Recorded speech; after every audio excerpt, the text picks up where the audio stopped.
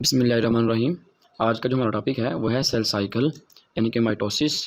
Living things जो होती हैं इनकी बॉडी में अगर देखा जाए तो बहुत सारे प्रोसेसेस हो रहे होते हैं और हमारी बॉडी ग्रो भी कर रही होती है, हमारी बॉडी की रिपेयरिंग भी होती है।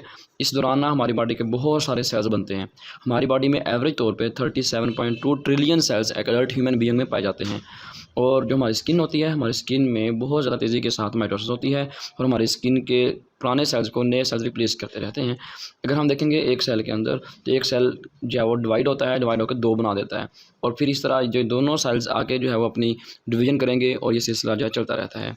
बल्कि ये एकदम ऐसा नहीं हो जाता, ये सीरीज़ ऑफ प्रोसेसेस इवेंट्स हैं जिसके ज़रिए से एक सेल दो सेल्स में कन्वर्ट हो जाता है। अब हम देखेंगे कि हमारे पास सेल के न्यूक्लियस के अंदर मौजूद होता है क्रोमोसोम्स। अब क्रोमोसोम्स कंडेंस होने के बाद बनते हैं। एक्चुअली जो न्यूक्लियस होता है, न्यूक्लियस के अंदर मौजूद होते हैं डीएनए और डीएनए हिस्टोन प्रोटीन के साथ मिलकर बनाता है न्यूक्लियोसोम। न्यूक्लियोसोम्स जो बहुत सारे होंगे अलॉन्ग विद द डीएनए, ये कहलाएंगे क्रोमाटिन। अब क्रोमाटिन कंडेंस होके ड्यूरिंग सेल साइकिल बना देता है क्रोमोसोम। और क्रोमोसोम जो होते हैं इनके पास दो हिस्से होते हैं। एक ये दोनों कहलाते हैं सिस्टर क्रोमाटिड, ये कहलाएंगे क्रोमाटिड्स। और याद रखिएगा जो सिस्टर क्रोमाटिड्स होते हैं एक क्रोमोसोम के अंदर, ये बेसिकली डुप्लीकेटेड क्रोमोसोम ही होता है जो कि सिस्टर क्रोमाटिड्स में कन्वर्ट हो चुका होता है। सेल जो है डायरेक्टली इसी के बाद डिवाइड नहीं हो जाता, बल्कि सेल के अपने फेजेस होते हैं। उन फेजेस में से सेल पास होगा तो ये डीएनए की डुप्लीकेशन होगी, अपने ऑर्गेनेल्स को डुप्लीकेट करता है। डुप्लीकेट करने के बाद न्यूक्लियस डिवाइड होता है, फिर साइटोप्लाज्म डिवाइड होगा, तब जाके सेल एक सेल से दो सेल में कन्वर्ट होता है। इसके लिए हमारे पास है G1 phase, S phase, G2 phase, mitosis, cytokinesis. ये सारे इवेंट्स होंगे तो जाके सेल साइकिल कंप्लीट होगा। सेल साइकिल का जो फर्स्ट फेज़ होता है उसे इंटरफेज़ कहते हैं। इसके आगे 3 फेज़ होते हैं, G1 phase, S phase, G2 phase. सबसे पहले देखते हैं G1 फेज़ में क्या होता है। G1 फेज़ में सेल अपनी ग्रोथ को कंप्लीट करता है और कुछ ऑर्गेनेल्स जिसको और चाहिए होते हैं, लाइक एज माइटोकॉन्ड्रिया है, कुछ और ऑर्गेनेल्स हैं, इनको तैयार कर लिया जाता है। और सेंट्रियोल्स भी यहाँ पर जो है वो मौजूद होते हैं। लेकिन सेल्स जो सेंट्रियोल्स हैं इनकी डुप्लीकेशन जो होती है ये एस फेज़ में जाकर होती है। और एस फेज़ जब स्टार्ट हो जाएगा तो एस फेज़ में क्या होता है, जो क्रोमाटिन मटेरियल है यानी क्रोमोसोम है, डीएनए है, वो डबल हो जाता है। इसे कहते हैं सिंथेसिस फेज़। इसमें डीएनए डुप्लीकेट हो जाएगा। उसके बाद आता है G2 फेज़, जिसे गैप 2 फेज़ भी कहा जा सकता है। इसमें सेल अगले फेज़ की तैयारी करता है। इसमें रिक्वायर्ड एंजाइम्स पैदा करेगा, जिसकी रिक्वायरमेंट की प्रोटीन्स हैं उनको सेल तैयार करता है G2 फेज़ में। जैसे ही G2 फेज़ कंप्लीट हो जाता है, इसके बाद स्टार्ट हो जाएगा माइटोटिक फेज़। माइटोसिस जो होगी इसके अंदर फर्दर फेजेस मौजूद होते हैं। इसमें प्रो फेज़ होगा, इसमें मेटा फेज़ होता है, इसमें एना फेज़ होगा, टीलो फेज़ होगा।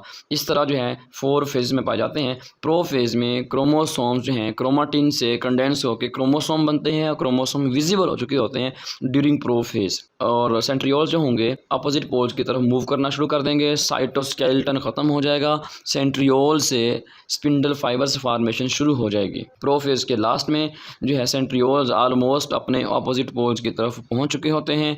उसके बाद मेटा फेज़ शुरू हो जाता है।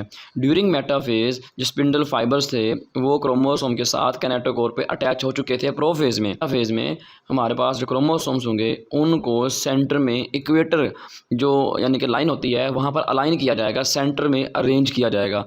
जब सेंटर में अरेंज कर लिया जाएगा तो ये एक प्लेट लाइक स्ट्रक्चर में अपीयर होंगे तमाम क्रोमोसोम्स। हम उसको मेटाफेज़ प्लेट का नाम दे देते हैं क्योंकि ये प्लेट मेटाफेज़ में अपीयर हुई है। इसके बाद हमारे पास एना फेज़ शुरू हो जाएगा। एना फेज़ में क्रोमोसोम स्टार्टिंग में डिवाइड हो चुके होते हैं यानी कि और दो हिस्सों में तकसीम हो चुके होते हैं। काइनेटिक और स्पिंडल फाइबर्स जो होंगे वो क्या करेंगे, इनको अपोजिट पोल्स की तरफ अट्रैक्ट करते हुए डिवाइड कर देंगे दो हिस्सों में।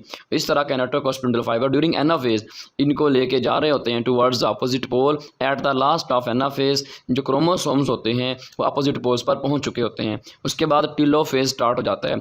Tillo phase is actually the totally opposite of the prophase. जो प्रो फेज़ है उसका टोटली अपोजिट होता है। इसमें जो होगा न्यूक्लियर मेम्ब्रेन जो स्टार्टिंग में डिसअपीयर हो गई थी प्रो फेज़ के दौरान, अब दोबारा बन जाएगी। क्रोमोसोम्स जो होंगे वो डीकंडेंस होकर क्रोमाटिन में कन्वर्ट हो जाएंगे और न्यूक्लियोलस डिसअपीयर हो गया था प्रो फेज़ में, अब दोबारा बन जाएगा। इसके बाद फौरी तौर पे साइटोकाइनेसिस एनिमल सेल में शुरू हो जाएगी। और जो साइटोकाइनेसिस होगी इसके लिए यहाँ पर क्या बन जाता है, कंट्रैक्टाइल रिंग बनता है। कंट्रैक्टाइल रिंग कंस्ट्रिक्ट होता है, सिकुड़ता जाएगा और सिकुड़ते सिकुड़ते वो क्या करेगा, ये सेल को 2 हिस्सों में डिवाइड कर देगा। इस तरह जो डिप्रेशन बनेगा ड्यूरिंग कंट्रैक्शन या वर्किंग ऑफ कंट्रैक्टाइल रिंग, इसको हम नाम देंगे क्लीवेज फ्लो का। क्लीवेज फ्लो डीपन्स होगी और सेल 2 हिस्सों में तकसीम हो जाएगा।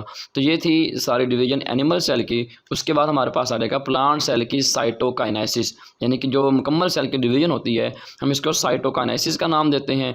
अब प्लांट की साइटोकाइनेसिस शुरू हो जाएगी। जो प्लांट की साइटोकाइनेसिस होती है इसमें कंस्ट्रिक्टिंग रिंग नहीं बनता, बल्कि सेंटर में वेजिकल्स जो हैं वो इकट्ठी होती हैं इक्वेटर पे, और जैसे वहाँ पर इकट्ठी होंगी वो वाटर एब्जॉर्ब करके अपने आप को बड़ा करेंगी, बड़ा करते करते फ्यूज़ हो जाएंगी और बना देंगी एक सेल प्लेट। इस सेल प्लेट को फ्राग्मोप्लास्ट भी कहा जाता है। इन वेजिकल्स के अंदर सेल वाल बनाने का मटेरियल भी होता है।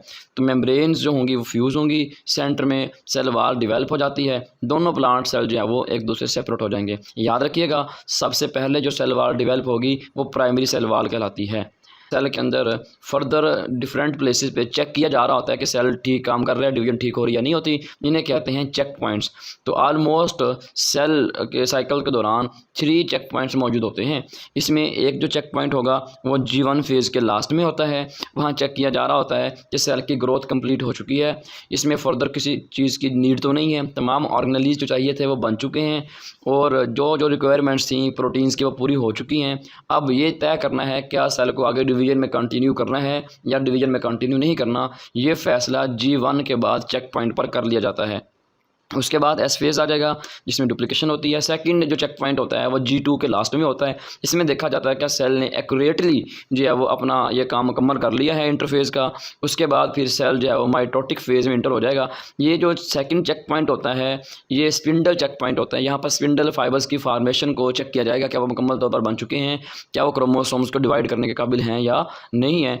ये चेक पॉइंट कहाँ मौजूद है, माइटोसिस के अंदर स्पिंडल चेक पॉइंट का इसको हम नाम दे सकते हैं। तो ये लास्ट चेक पॉइंट था। इसके बाद जो है सेल आगे अपने आप को कंटिन्यू करता है और अपने डिवीजन को कंप्लीट कर रहा है। फैक्टर्स और भी बहुत सारी चीज़ें होती हैं। तमाम सेल एक साइज़ में ग्रो नहीं होते, किसी का साइज़ बहुत बड़ा होता है, किसी का साइज़ छोटा होता है। तो ग्रोथ फैक्टर्स भी इन्फ्लुएंस कर रहे होते हैं माइटोसिस को, सेल के डिवीजन को। इसी तरह हमारे पास जो है वो न्यूट्रिशनल स्टेट ऑफ सेल भी देखी जाती है कि अब उसको जो है वो डिवीजन करनी है या नहीं करनी, कम करनी है या ज़्यादा करनी है। और तमाम सेल्स की माइटोसिस एक जैसे नहीं होती, कुछ कर भी रहे होते हैं, कुछ नहीं भी कर रहे होते, कुछ की स्लो माइटोसिस होती है, कभी नहीं भी होती। इस तरह मुख्तलिफ किस्म के सेल्स डिफरेंट वेज में डिवाइड होते हैं। और फर्दर हमारे पास क्या होगा कि एक सेल पहले कहाँ से गुजरा, इंटरफेज में से गुजरा, इंटरफेज के बाद उसने माइटोसिस की, माइटोसिस के बाद उसने साइटोकाइनेसिस की और 2 सेल बन गए। ये कंप्लीट जो अभी हमने आपके सामने ड्रा कर दिया है ये कहलाता है सेल साइकिल। इस तरह हमारी बॉडी में बहुत सारे सेल्स डिवाइड हो के सेल्स की तादाद में इजाफा करते रहते हैं। और हमारी स्किन में बहुत सारे सेल्स डेली रूटीन में ऐसे डिवाइड हो के क्या करते हैं, एक दूसरे को रिप्लेस करते रहते हैं। और हमारी बॉडी की ग्रोथ, स्किन की रिपेयरिंग, तमाम प्रोसेसेस जो हैं वो अलाइन किए जा रहे होते हैं। हमारी बॉडी का स्टार्टिंग में एक सेल था, उसके बाद सारे cells with the help of mitosis बने, जिसका मतलब डेवलपमेंट में, ग्रोथ में, रिपेयरिंग में सारा किसने काम किया है, माइटोसिस ने काम किया। ये था मुकम्मल टॉपिक। जज़ाकल्लाहु खैरा।